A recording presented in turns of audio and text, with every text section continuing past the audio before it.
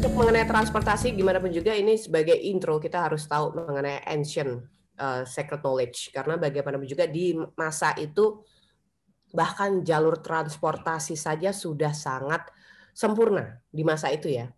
Untuk perairan sendiri kita sudah dibacakan Kak Lia bahwa Sungai Nil ini sangat mensupport sistem transportasi dari setiap daerah. Sementara kita tahu sendiri di Egypt ini semuanya gurun pasir. Tapi Sungai Nil ini punya sumber mata air yang sangat luar biasa, tidak pernah berhenti. Betapa megahnya semesta ketika dalam sebuah lokasi itu dianggap seperti gurun tapi punya mata air yang tidak pernah berhenti, dan bahkan Sungai Nil sampai sekarang dianggap suci. Jadi kita bisa tahu di gambar monitor sendiri, kita bisa lihat ini ada kapal yang sangat sederhana tapi sangat kuat, Seekers, dalam ukuran yang berbeda. Jika mengangkut sekitar 2 atau 5 orang di masa itu, maka dibuat dalam ukuran kecil. Tapi apabila digunakan untuk mengangkut balok-balok, anggap saja beton, balokan beton ya, tapi pada saat itu yang batu-batu yang digunakan untuk pembangunan piramid dan segala macam, ini bisa menggunakan papirus kapal ini dalam bentuk yang lebih besar dan aman, bisa membawa luar biasa kecanggihannya di masa itu. Sementara untuk perjalanan darat sendiri, mungkin kita sering menonton film-film mumi, ya kan, The Mummy Returns or some kind like that, yang film itu perjalanan itu selalu menggunakan onta, tapi ternyata kenyataannya menggunakan apa kali ya tadi yang kamu baca? Ada yang resurrection-nya. Ini bukan, artinya maksudnya kita lagi bahas transportasi.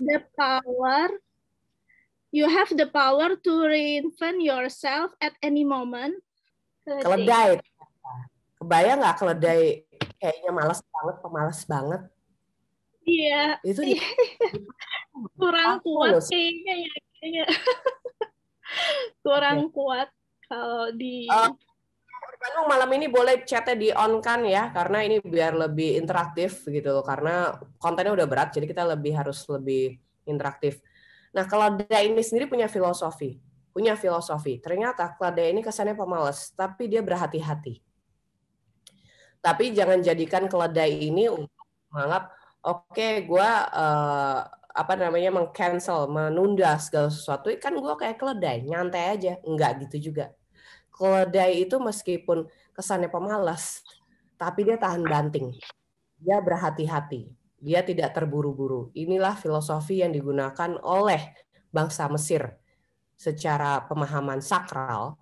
Mereka menggunakan keledai untuk perjalanan. Mereka menginginkan perjalanan mereka itu tidak mendapatkan musibah atau kecelakaan. Tidak ingin terburu-buru. Yang penting selamat tapi fokus. Kunciannya di situ. Oke. Ini boleh dicatat karena kadangkala yang ada di sini tidak ada yang ada di ucapannya itu adalah hafalan di luar kepalanya buat seekers untuk dicatat karena kemungkinan tidak ada di Google.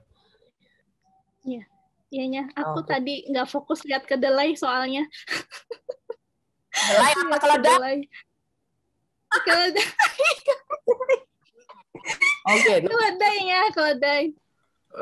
Jadi kalau menurut aku sih si Dewa Heka ini dia itu lebih secara sosoknya ya lebih dekat dengan manusia. Jadi mungkin that's why kenapa banyak manusia di zaman tersebut it's easy untuk pray to Dewa Heka karena mungkin secara sosoknya dia lebih familiar dan lebih secara general lebih banyak dikenali oleh manusia di zaman itu. Itu kalau menurut saya. Iya. Dan sangat sangat simboliknya secara fisik sangat jauh ya. Jadi orang gampang untuk mengingatnya gitu loh. Kalau dari aku pribadi ada orang yang seperti menantang seorang rajanya. Itu sih yang paling itu, dan beberapa asisten di rajanya itu kayak tidak terima dengan ancaman itu. Dengan life force, energi Heka ini mengajarkan kepada bangsa Egypt saat itu, kamu sebenarnya sudah tahu kehidupan kamu, caranya begini, dengan matahari terbit. cukup dengan energi life force seperti itu, dan begini, dan fokus, itu akan bisa tahu. Kamu nggak perlu mencari tahu harus ngapain segala macam. Semesta itu akan memberikan dan memberikan petunjuk bahkan apa yang dilakukan tanpa harus berpikir banyak. Dan itu nggak akan ribet. Kamu coba deh kayak gitu. Ini simbolik dari Hekanya. Dan raja di sini yang bagaimana dia menerima wawasan dari segala hal yang bahkan dia belum tahu, dia mencernanya itu dengan bijak. Berbeda dengan level kasta para penjaga-penjaganya. Kembali lagi di sini juga visual, observasi terhadap diri kita. Di mana diri kita saat ini? Apakah kita bisa open mind dengan segala wawasan baru yang masuk, memfilternya, kemudian mempelajarinya, dan menggunakan sebagai kebaikan kita secara personal, batinnya. Sementara yang di pojok dua sana itu sudah judging, benar kata Kak Agatha, sudah judging, dia mau orang gila, nggak penting, gitu kan. Karena urusannya mereka hanya terbatas kepada yang penting gue makan. Dan itu adalah zombie. Sebagai seekers, ancient wisdom dari Egypt ini adalah kita harus sadar kehidupan kita sehari-hari dengan bentukan dari simbolik dari Heka ini. Kalian ini udah punya blueprint-nya. Ini gambaran hidup kita, dan ini life force prana mudra yang bisa dilakukan. Nggak perlu ribet, koneksikan diri kita dengan semesta, maka semuanya akan lancar. Stres, drama hidup kita sendiri yang bikin. Kita yang menentukan hidup itu mau seperti apa.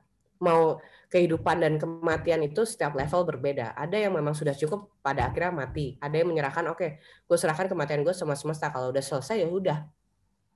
Nah, ini drama-drama kehidupan manusia ini dialami oleh dua orang, yang satu menunjuk, satu berpikir begini, kayak gitu. Itu drama-drama kebanyakan orang selama ini. Gosip. Hal-hal yang bahkan menurut mereka asing, padahal sebenarnya belum tentu salah. Oke. Yang Nyanya suka dari dua gambar ini adalah interaksi dari simbolik di Heka ini dan rajanya. Kemudian untuk karpet harimaunya itu adalah bentukan simbolik dari bagaimana menjinakkan kepuasan dalam diri kita sendiri, Seekers. Ketika Seekers tertarik dengan karpet ini, berarti ada hal dalam diri kita yang belum dijinakkan. Kadang-kala itu harus seimbang antara ambisi dan kesederhanaan. Perlu diseimbangkan. Baru itu menjadi power, baru itu menjadi kekuatan. Kalau hanya sekedar ambisi, maka kita akan hancur secara batin. Tapi kalau hanya sekedar batin, maka duniawi pun juga akan hancur. So, semuanya harus seimbang, harus seimbang. Oke, tapi kalau Nyanya tungguin mana nih? Yang bareng sama Nyanya pintu keluar. Itu kayak pintu keluar asik tuh kayaknya di sana. Ketika Nyanya lihat gambar ini sih, Kers, jujur, Yaya langsung tertarik kepada arah pintu keluar. Karena kayaknya di sana lebih bisa menarik nafas aja gitu.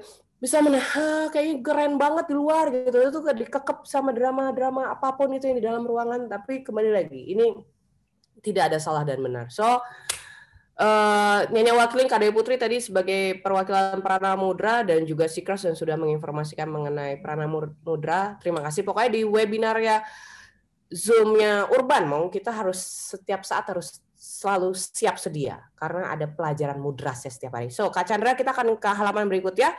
Kak Feli, tolong dicek apakah Kak Dewi Putri sudah bisa mendampingi Kak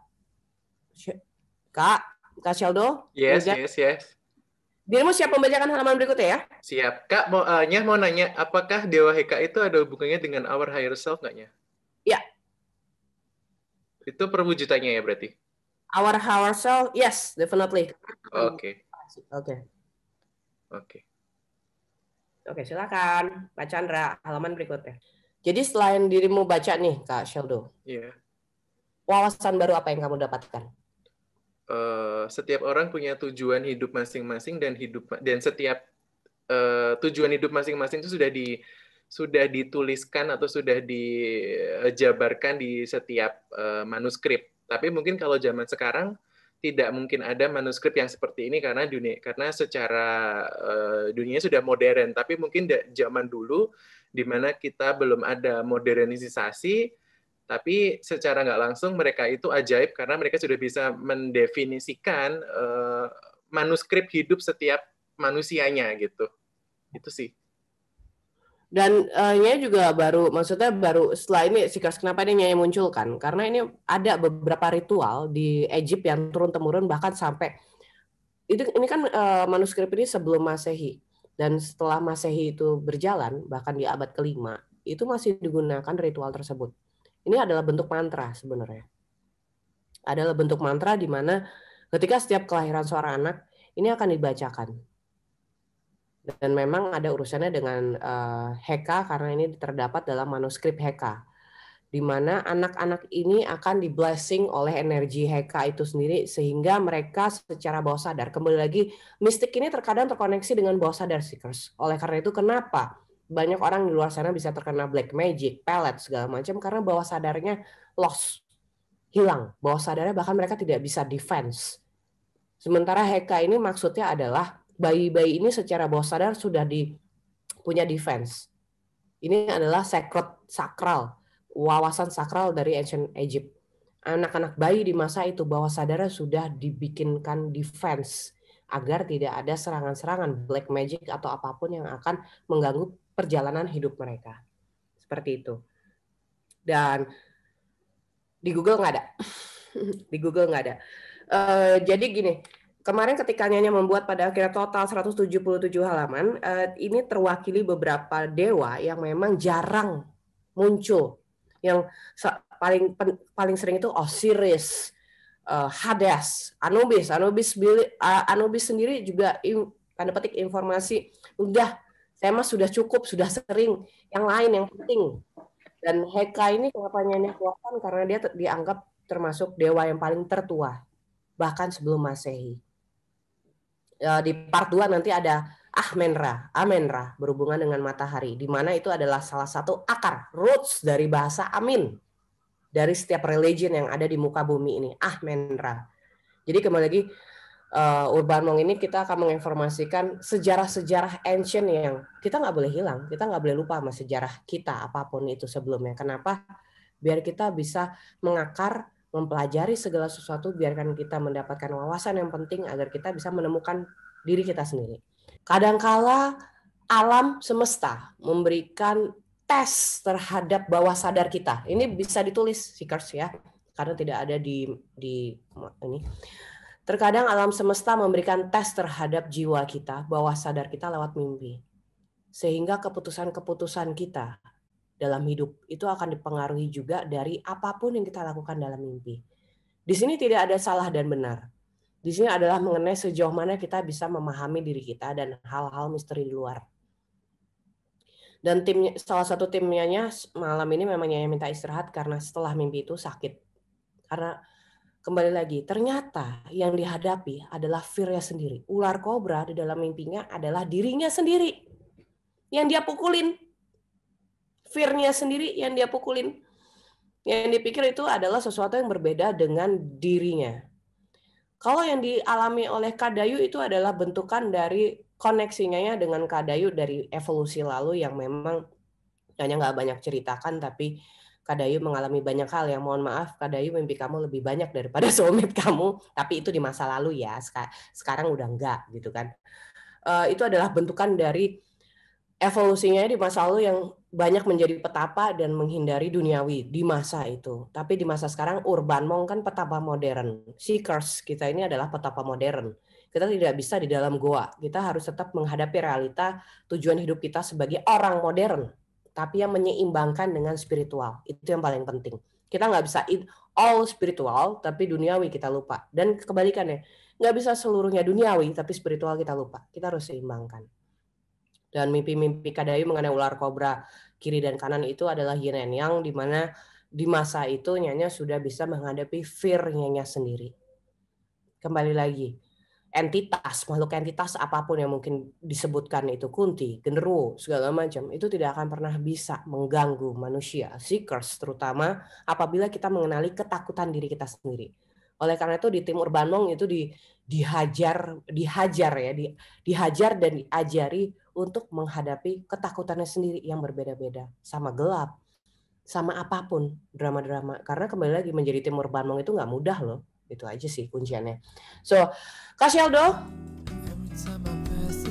still on? Apakah Kak Sheldo di